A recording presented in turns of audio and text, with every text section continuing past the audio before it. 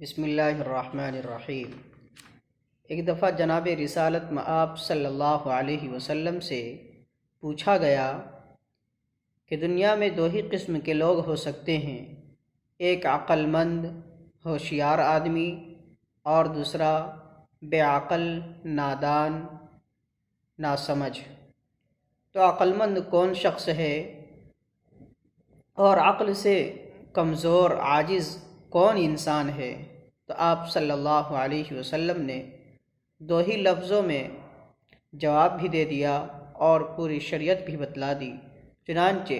رسالت مآب صلی اللہ علیہ وسلم نے ارشاد فرمایا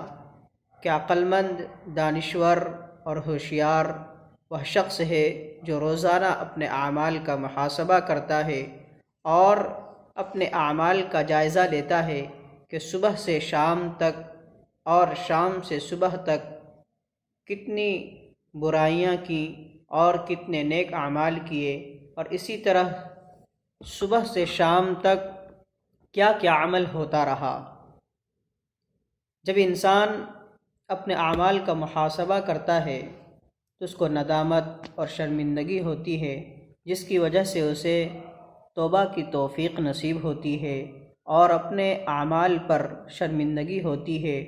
اور ندامت کے آنسو بہتے ہیں، جس کی وجہ سے اللہ تبارک و تعالی اس کو معصیت بھری زندگی چھوڑنے کی توفیق عطا فرماتے ہیں۔ اگر گناہ نہیں ہوا اور نیکیاں ہوئیں تو اللہ تعالیٰ کا شکر ادا کرتا ہے، اور اگر کوئی برائی اور گناہ کا کام ہوا ہے تو اسے افسوس اور فکر کی وجہ سے رات کو نیند نہیں آتی، اور رات بھر خدا تعالیٰ کے دربار میں نادم شرمندہ ہو کر توبہ اور استغفار کرتا ہے۔ جس طرح کوئی تاجر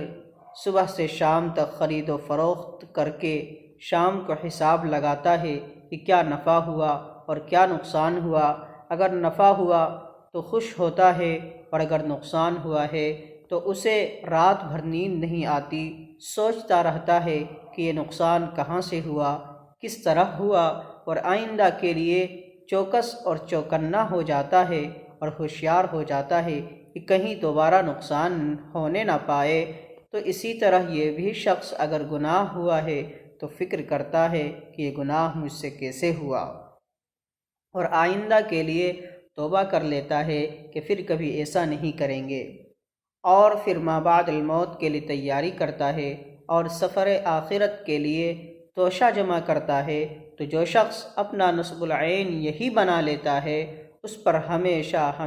آخرت کی فکر غالب رہتی ہے اور کبھی گناہ